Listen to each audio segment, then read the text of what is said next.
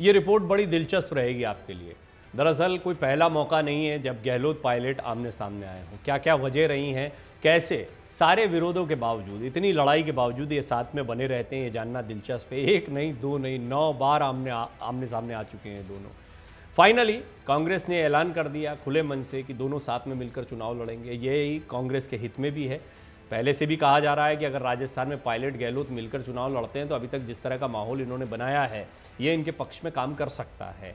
बहरहाल देखना होगा कि दोनों का साथ में चुनाव लड़ने के मायने क्या हैं, दोनों क्या सार्वजनिक मंचों पर साथ में दिखाई देंगे, दोनों क्या एक जैसी रणनीति पर काम करते दिखाई देंगे, अपने अपने क्षेत्रों में काम करते दिखाई देंगे, एक दूसरे को लेकर कोई बयान देते हैं नहीं देते, बहुत सारी बातें हैं जिन पर सभी की निगाहें रहेंगी। लेकिन जैसा मैंने कहा कि ये रिपोर्ट आपके लिए दिलचस्प रहेगी, ये जानना कि कैसे कब कब ये आमने सामने आए हैं और कैसे ये सारे विरोधों के बावजूद एक दूसरे के साथ बने रहते हैं।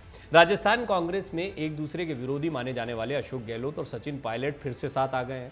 दोनों के बीच दोस्ती स्थापित करने में कांग्रेस अध्यक्ष मल्लिकार्जुन खड़गे और राहुल गांधी की अहम भूमिका मानी जा रही है। प्रदेश में सरकार बनने के बाद से ही पायलट और अशोक गहलोत के बीच ये कोई पहली बार नहीं है कि नेताओं के बीच मनमुटाव हुआ हो।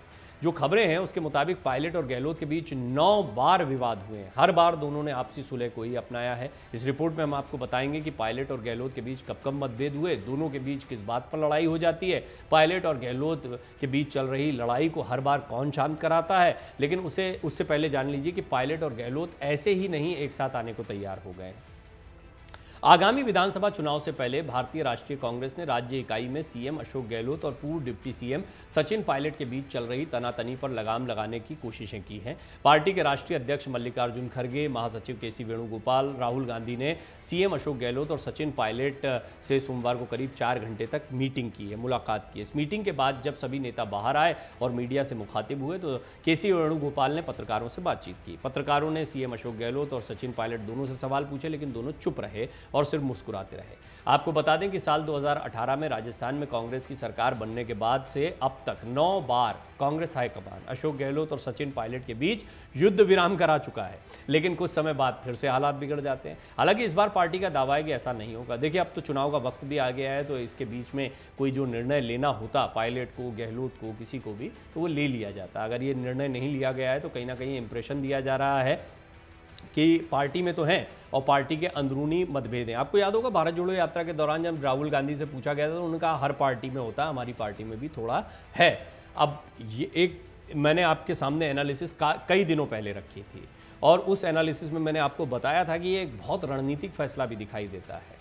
गहलोत और पायलट के बीच की लड़ाई के बीच हुआ ये है कि पूरा माहौल, पूरी खबरें, सारा ध्यान जो है वो इन दोनों के इर्द गिर्द रहता है। यहाँ पर कांग्रेस और बीजेपी की लड़ाई तो कहीं दिखाई नहीं पड़ रही है लंबे समय से। यहाँ पर कांग्रेस के भीतर कांग्रेस की ही लड़ाई देखने को मिलती है। पायलट और गहलोत की लड़ाई ही चर्चा का विषय रहती है। जनता के सामने अगर आप फिर एकदम से ये दोनों साथ में जाएंगे तो क्या कांग्रेस को फायदा होगा, एक बड़ा सवाल है। इस पर आप अपनी टिप्पणी जरूर लिखें, क्योंकि आप अपनी जो बात कहते हैं वो आगे की रिपोर्ट्स में या आपके मूड को समझ में, खास तौर पर अगर आप राजस्थान की सियासत को जान रहे हैं, समझ रहे हैं, वहां रह रहे हैं, तो ये बहुत महत्वपूर्ण हो जाता है हमारे लिए, आपकी सोच को, आपके बयानों को यहां पर बताना। दिल्ली में जो मीटिंग हुई उसके बाद राजस्थान में अशोक गहलोत और सचिन पायलट दोनों के समर्थकों में उम्मीद जगी है। हालांकि वो अभी तक असमंजस में हैं कि पार्टी ने किस फॉर्मूले के तहत गहलोत और पायलट के बीच सुलह कराई है। कुछ ना कुछ फॉर्मूला तो रहा होगा। इस पर एक मैंने पूरी विस्तृत रिपोर्ट आपको बताई है कि वो सीक्रेट फॉर्मूला क्या हो सकता है, क्योंकि यूं ही पायलट तैयार नहीं हो गए होंगे कि बस बड़े नेताओं से मुलाकात होगी। वो तो मुलाकातें पहले भी हो रही थी, बात तो पहले भी हो रही थी, दोनों ही नेताओं की हो रही थी। समझौते के आधार से जुड़े सवालों पर सोमवार को केसी वेणुगोपाल भी कोई जवाब देने से बचते दिखाई दिए। ये पूछे जाने पर कि ये प्रस्ताव क्या है, वेणुगोपाल ने कहा दोनों ने आला कमान पर छोड़ दिया है और चुनाव में साथ में जाने का फैसला किया है। हम मिलकर लड़ेंगे और बीजेपी के खिलाफ जीत दर्ज करेंगे। इस बैठक को कांग्रेस नेतृत्व की ओर से राजस्थान में गहलोत और पायलट के बीच के विवाद को सुलझाने के प्रयास के रूप में देखा जा रहा है। इस साल के आखिर में राजस्थान में विधानसभा चुनाव होने हैं। सूत्रों का कहना है कि खड़गे और राहुल गांधी की मौजूदगी में गहलोत और पायलट के बीच सुलह के किसी फॉर्मूले पर सहमति बनाई गई है। साल 2020 की जून में सचिन पायलट ने पहली बार बागी रुख अख्तियार किया था।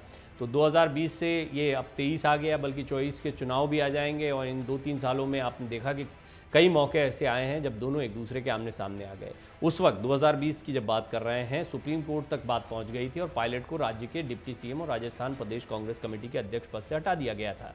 इसके बाद प्रियंका गांधी वाड्रा और राहुल गांधी की मध्यस्थता के बाद पायलट माने थे। इसके बाद फिर आइए अब साल 2022 में, जब कांग्रेस के राष्ट्रीय अध्यक्ष पद को लेकर चुनाव होने थे और उस रेस में अशोक गहलोत का नाम था, तब माना जा रहा था कि हाईकमान सचिन पायलट को राज्य का सीएम नियुक्त कर सकता है। हालांकि तब भी ऐसा नहीं हुआ और उसके बाद से ही पूर्व डिप्टी सीएम मुख्यमंत्री अशोक गहलोत के खिलाफ मुखर हो गए, बल्कि सड़कों पर उतरा, यात्रा निकाल दी। उधर गहलोत और पायलट के बीच कलह पर भारतीय जनता पार्टी ने भी टिप्पणी की। राजस्थान विधानसभा में नेता प्रतिपक्ष राजेंद्र राठौड़ ने ट्वीट कर लिखा, मैं तो वही खिलौना लूंगा, मचल गया दीना का लाल। किस्सा कुर्सी के खेल का खिलौना किसको मिलेगा, ये दूर की कौड़ी है। 9वीं बार फिर उसी भावभंगिमा में दोनों नेता, वो ही आला कमान, वो ही किरदार, और हर बार की तरह इस बार भी नतीजा शून्य ही आएगा, क्योंकि कांग्रेस के इन दोनों नेताओं में जारी मतभेद का कोई इलाज आला कमान के पास है ही नहीं। हर बार की भांति इस बार भी दोनों नेताओं के खिलखिलाते चेहरों के पीछे का असली रंग चुनाव के नजदीक आते साफ दिख जाएगा। अब इसके बाद में आपने देखा कि कई ऐसे मौके आए जब पायलट जो हैं वो अशोक गहलोत के खिलाफ दिखाई दिए। हाल की अगर बात करें तो जन आक्रोश यात्रा उन्होंने निकाल दी। वो इसके बाद में बयानों को देखा जाए तो यहाँ तक कह दिया था कि दिमागी दिवालियापन जैसी बात कर दी गई। फिर संस्कारों तक की बात आ गई। पायलट और गहलोत हाल में इस साल में 2023 में कई बार आमने सामने आए हैं।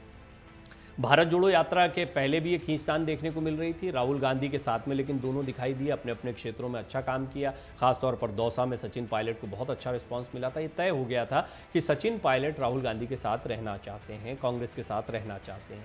लेकिन ये बात भी सही है कि सचिन पायलट को हर बार दबा देते हैं अशोक गहलोत। अशोक गहलोत के साथ संख्या बल है, संख्या बल इतना ज़्यादा है कि न सिर्फ सचिन पायलट को बल्कि आलाकमान को भी दबाने में वो कामयाब हो गए। ये बात किसी से छिपी हुई नहीं है कि किस तरीके की बगावत अशोक गहलोत के समर्थन में विधायकों ने कर दी थी। उन्होंने कहा मुख्यमंत्री जो गद्दार हैं उन्हें कतई मौका नहीं दिया जा सकता है, तो गद्दार तक कहा गया सचिन पायलट को। और ये वो मौके रहे जब सचिन पायलट और अशोक गहलोत आमने सामने आते रहे। एक नहीं, दो नहीं, 9 बार ये आमने सामने आ चुके हैं। और ये ताज़ा मामला था जब सचिन पायलट ने एक अल्टीमेटम दे दिया और उन्होंने कहा था कि अगर 30 तारीख तक उनकी बातें नहीं मानी गई तो फिर वो आगे का निर्णय लेंगे, प्रदेश व्यापी आंदोलन करेंगे। खैर, अब ऐसा लगता है कि उनकी बात मान ली गई है, वो भी मान गए, मुस्कुराते रहे कल जब केसी वेणुगोपाल पत्रकारों से बात कर रहे थे तो, और दोनों को साथ में खड़ा करके कि दोनों की लड़ाई को सुलझा दिया गया है, अब ये दोनों मिलकर साथ में चुनाव लड़ेंगे, ये बात कह दी गई। देखना दिलचस्प होगा कि राजस्थान में आगे इन दोनों के बयान क्या रहते हैं। पत्रकार इनसे बड़े कुरेद कर सवाल पूछते रहेंगे। इस सब के बीच में दोनों को अपने अपने क्षेत्रों में काम भी करना है। सचिन पायलट से भी कांग्रेस को बहुत उम्मीदें हैं। राहुल गांधी दोनों को असेट बता चुके हैं। ये बात भी बहुत स्पष्ट है कि अगर ये दोनों साथ में चुनाव लड़ते हैं तो निश्चित तौर पर कांग्रेस को फायदा मिलेगा। आपको क्या लगता है? आप टिप्पणी जरूर करें। मन से उजाला कर चले, मन से उजाला कर चले, एक